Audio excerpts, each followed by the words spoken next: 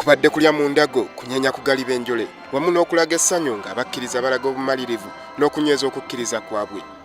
Weewaawo wadde nga bangi batindiza engendo ez'enjawulo okuva ebule n'ebweya, essanyu libadde lirabikira ku maaso g'abalamazi n'okukola eby'ennyimba wamu n'okunyenya kugaliba enjole.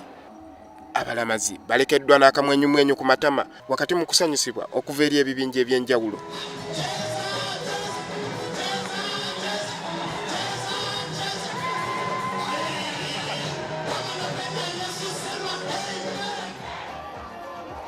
Nga bwe waliwo okukyolwa abatujju, ebitongole bya poliisi eby'enjawulo bibadde bulindaala nga buli muntu abadde yeekenneenyezebwa okulaba nga tewali aleeta butabanguko.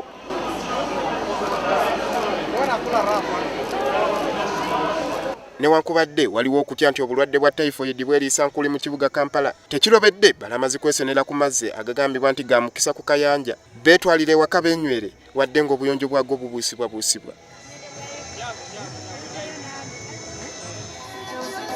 Kiteeberezebwa nti kuno kwe kulamaga okukyasinza okujjumbirwa abalamazi abangi abavudde mu bitundu bya Uganda eby'enjawulo n'ebweru wa Uganda. Ku kiggwa ky'Abakristu enkuyanja y'abantu ebadde wano ng'ekulowoozesa nti weewaawo Yesu Kabaka akomawo okusisinkana abakkiriza bano. Abantu bonna baasuze mu kutendereza n'okuyimbira Omukama ekiro kyonna, era we bukeeredde nga bangi balabika nga bakoowu naye nga balina okugenda mu maaso n'okutendereza ekitiibwa ky'Omukama.